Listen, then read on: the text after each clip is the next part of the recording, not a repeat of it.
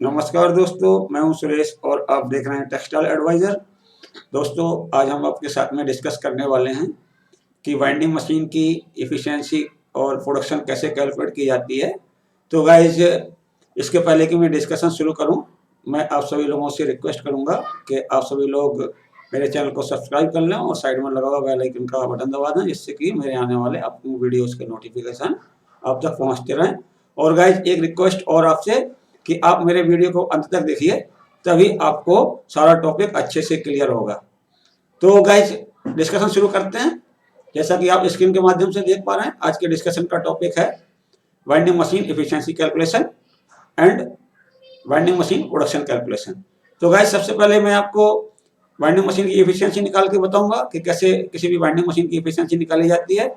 तो गाइस, क्या होता है कि जब हम किसी भी मशीन की एफिशिएंसी वगैरह निकालते हैं तो उसके लिए हमें कुछ डेटा की रिक्वायर्ड होती है। तो कुछ डेटा जरूरी होते हैं, वो हमें मालूम होने चाहिए। तो वो सारे टेक्निकल डेटा होते हैं। तो गाइस, हमने यहाँ पे जो डेटा रिक्वायर्ड होते हैं वो दिखाए हुए हैं।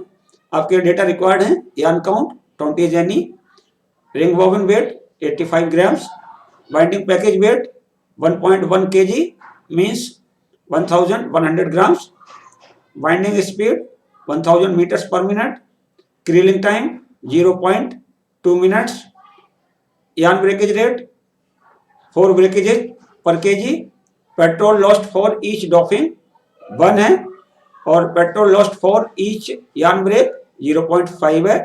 तो अब हम यहाँ पर एफिशिएंसी कैलकुलेट करके दिखाएंगे। गाइज, इससे पहले मैं एक चीज आपको क्लियर कर देता हूँ। जो यहाँ पे टर्म हमने यूज किया है पेट्रोल, तो पेट्रोल का मतलब यहाँ पे ये है कि जो आपकी एक बॉबिन, रिंग बॉबिन जो होती है, तो एक बॉबिन को हमें वाइंड करने में कितना टाइम लग रहा है। यदि कोई भी यार्न ब्रेकेज वगैरह ना हो तो आपकी एक बॉबिन को वाइंड करने में कितना टाइम लगेगा, तो उसको हमने यहाँ पर पेट्रोल का नाम दिया है। तो पेट्रोल का मतलब चक्कर भी होता है, राउंड भी होता है, मतलब एक राउंड में कितना टाइम लग रहा है। एक राउंड आपका मतलब एक रिंग बॉबिन को खत्म करने में।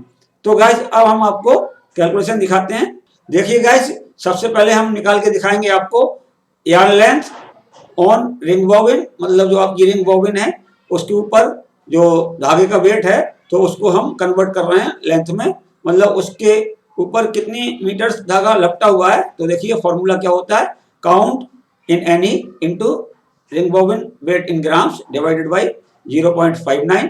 तो गाइस, ये मीटर में आता है, तो हमने दोनों वैल्यू यहाँ पर रख दी। ये 20 आपका यार्न काउंट है, 85 आपका बॉबिन का जो वेट है वो है, और डिवाइडेड बाई 0.59। तो ये निकल के आ जाता है आपका 2881.35 मीटर्स। तो गाइस, अब हमको मिल गया यार्न लेंथ, मिल गया है जो आपकी रिंग बॉबिन पर लिपटा हुआ है। अब इसके बाद में गाइस हम निकालते हैं calculated ring bobbin winding time.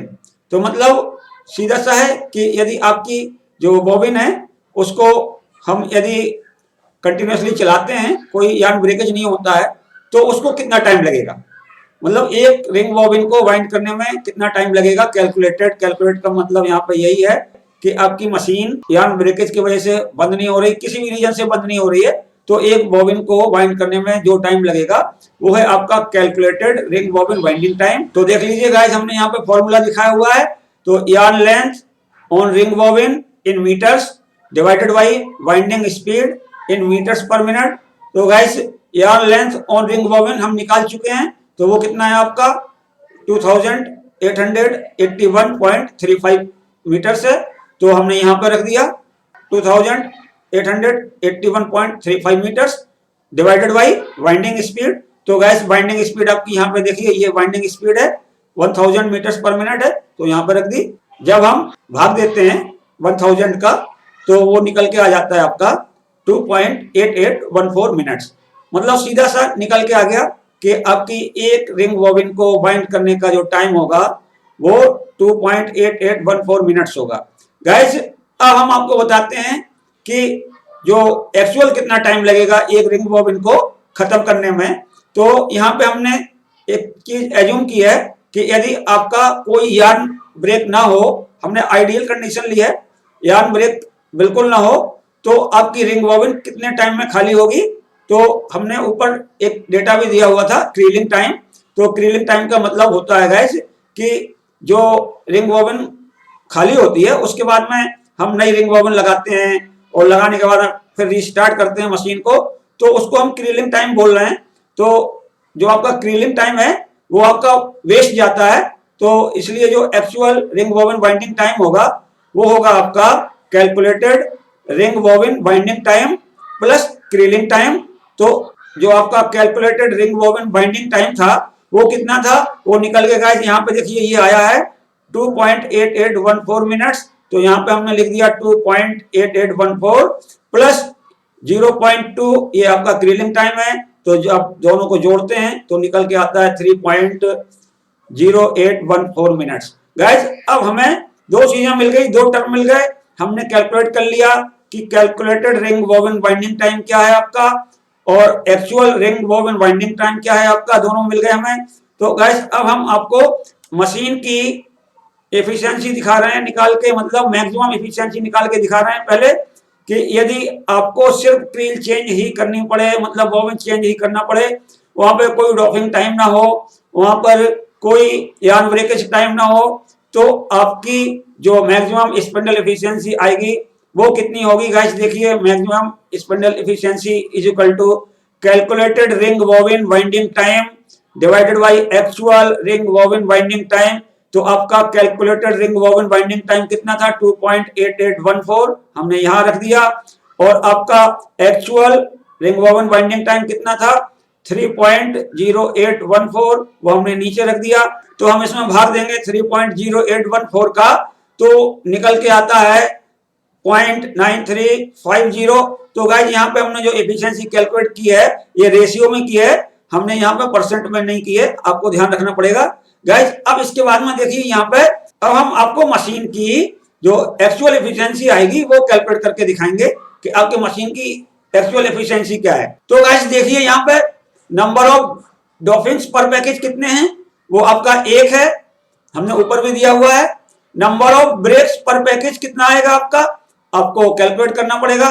तो हमने आपको ऊपर दिखाया हुआ है यार्न ब्रेक्स पर केजी, आप यहां देख सकते हैं ये ऊपर हमने दिखाया हुआ है yarn breakage rate 4 breakages per KG है। तो यहाँ पे देख लीजिए यार्न ब्रेकेजेज पर केजी कितना है आपका 4 हो गया, इनटू हम पैकेज के वेट से इसमें गुणा कर देंगे तो आपका निकल के आ जाएगा 4.4। मतलब अब सीधा सा ये हो गया कि आपको 1.1 केजी का पैकेज बाइंड करने के लिए 4.4 ब्रेकेजेज आएंगे। तो गाइस ये आपके ब्रेकेज निकल आए। अब देखिए गाइस यहाँ पे हम कैलकुलेट करके दिखा रहे हैं टोटल ब्रेकेज पेट्रोल लॉस। मतलब इसका ये है कि जब हम धागे जो टूटते हैं उनको अटेंड करेंगे, उनको जोड़ने जाते हैं और फिर रिस्टार्ट करते हैं मशीन को, तो हमें जो टाइम लगता है वो लगेगा आपका, मतलब जो आपका चक्कर है वाइंड करने का, मतलब एक रिंग वोवन को वाइंड करने का टाइम है, तो उसके टर्म में हमने यहाँ कैलकुलेट किया है टोटल ब्रेकेज पेट्रोल लॉस कितना होगा आपका। तो देख लीजिए ऊपर दिया हुआ था हमने जो यार्न ब्रेकेज का पेट्रोल लॉस है वो दिया हुआ था 0.5। तो यहाँ पे जो हम फॉर्मूला दिखा रहे हैं देखिए यहाँ पे total breakage patrol loss is equal to yarn breaks patrol loss into number of breaks per package. तो हमारे पास में दोनों डेटा है, ये आपका यार्न ब्रेक्स पेट्रोल लॉस है 0.5 इंटू 4.4, तो ये नंबर ऑफ ब्रेकेजेस पर पैकेज है। तो इसको जब हम मल्टीप्लाई कर देते हैं तो ये निकल के आ जाता है आपका 2.2। तो आपका जो यार्न ब्रेकेज का पेट्रोल लॉस हो गया वो हो गया 2.2, और आपका जो डॉफिंग का पेट्रोल लॉस है वो 1 पेट्रोल पर डॉफिंग है। तो गाइस देखिए यहाँ पे टोटल पेट्रोल लॉस, अब टोटल पेट्रोल लॉस का मतलब है कि आपका जो राउंड बर्बाद हो रहे हैं डॉफिंग में और यार्न ब्रेकेजेज में, तो वो कितना है गाइस देख लीजिए total patrol loss is equal to total breaks patrol lost plus doffing patrol lost. तो यहाँ पे आपका जो टोटल ब्रेक्स पेट्रोल लॉस्ट है वो है आपका 2.2 और प्लस 1 है आपका डॉफिंग पेट्रोल लॉस्ट।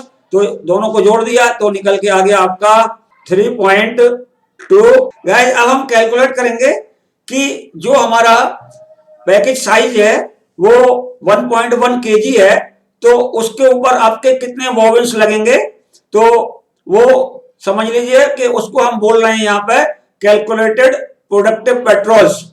तो यहाँ पे हम निकाल रहे हैं, तो आप देखिए calculated productive patrols is equal to package weight divided by ring bobbin weight. तो ये हो गया आपका जो पैकेज वेट है वो 1100 ग्राम है, और आपका रिंग बॉबिन वेट है वो 85 ग्राम से। तो 85 का भाग हम 11 से में देंगे तो निकल के आता है 12.94। इसका मतलब ये हो गया कि 1.1 केजी का पैकेज बनाने के लिए आपको 12.94 बॉबिन्स बाइंड करने पड़ेंगे। तो गाइस अब यहां पे देखिए ये आपका निकल के आता है कैलकुलेटेड प्रोडक्टिव पेट्रोल्स। तो अब हम निकालेंगे आपका एक्चुअल पेट्रोल्स। तो एक्चुअल पेट्रोल्स में क्या है गाइस कि जो आपके प्रोडक्टिव पेट्रोल्स हैं उसमें जो पेट्रोल लॉस्ट होते हैं वो जोड़े जाते हैं। देखिए यहाँ पे actual patrols is equal to calculated productive patrols plus patrol lost. तो पेट्रोल लॉस्ट जो हुए थे आपके वो भी हमने कैलकुलेट किए हैं आपके, वो है आपके 3.2, और आपका जो कैलकुलेटेड प्रोडक्टिव पेट्रोल्स हैं वो है आपके 12.94। तो गाइस देख लीजिए 12.94 प्लस 3.2 इज इक्वल टू 16.14। तो आपके जो एक्चुअल पेट्रोल्स आएंगे मतलब 12.94, तो आपके जो बॉबिन है तो वो लगेंगे वहां पे, तो 12.94 राउंड होंगे। बकाया जो टाइम लॉस्ट होएगा वो भी इसमें ऐड कर दिया है। तो आपका जो टोटल टाइम लगेगा मतलब टोटल चक्कर लगेंगे वो 16.14 होंगे। तो गाइस अब हम पर स्पिंडल एफिशिएंसी निकाल के दिखा रहे हैं यहाँ पे। तो spindle efficiency is equal to calculated productive patrols divided by actual productive patrols into maximum efficiency into 100। तो गाइस इसमें हम दोनों वैल्यू रख देते हैं। तो 12.94 है आपका कैलकुलेटेड प्रोडक्टिव पेट्रोल्स, तो यहाँ पर रख दिया है, और ये 16.14 है आपका एक्चुअल प्रोडक्टिव पेट्रोल्स, तो यहाँ पर रख दिया है गाइस। और ये आपकी इफिशियंसी है 0.9350 इंटू 100। जब हम इन सबको कैलकुलेट करते हैं सॉल्व करते हैं तो निकल के आता है 74.78%। तो गाइस इस तरीके से आपकी स्पिंडल एफिशिएंसी निकल के आती है 74.78%। गाइस अब हम आपको वाइंडिंग मशीन का प्रोडक्शन कैलकुलेट करके बताते हैं पर स्पिंडल पर शिफ्ट। तो गाइस वीडियो को अंत तक देखते रहिए।